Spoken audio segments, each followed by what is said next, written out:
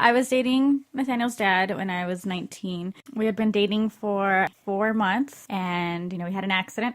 I was in the middle of my first semester. When I found out that I was pregnant, it was a big shock. I was the first child to go to college, so they had high expectations for me, and me getting pregnant, it was a heartbreaking disappointment, as they put it. It was a struggle for me because I was happy and I really wanted, to have him. But at the same time, I was like, I didn't want to be judged because, I was young.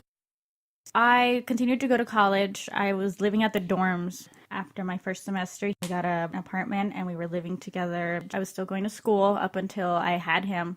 For finals, I would go to my friend's house and his dad was also studying and couldn't watch him, so I would bring him with me and I would lay him on my chest while I was studying for my finals. Throughout my whole pregnancy, my mom was the best support that I had. She took care of me. She lifted my spirits up when I was down about myself. I had my child. She got to be with him for 4 months and she passed away.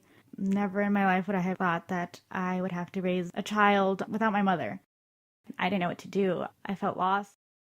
I had to stop going to school because his dad was still going and he didn't want to stop. So my boss was kind enough to let me work from home. So I got to watch him for his first 2 years. Yeah, I took a semester off and then my boss had told me about online classes. So that's how I was able to go back to school and keep watching him and working and everything. It was rough, being a young couple with a kid. We ended up separating when he was a little less than a year old. But now we've come to meeting in the middle and it's gotten a little easier. In the first 4 years of me being a mom and being a young mom at that, after losing my mom, I couldn't have done it without my friends. They were the biggest help. They were there for me.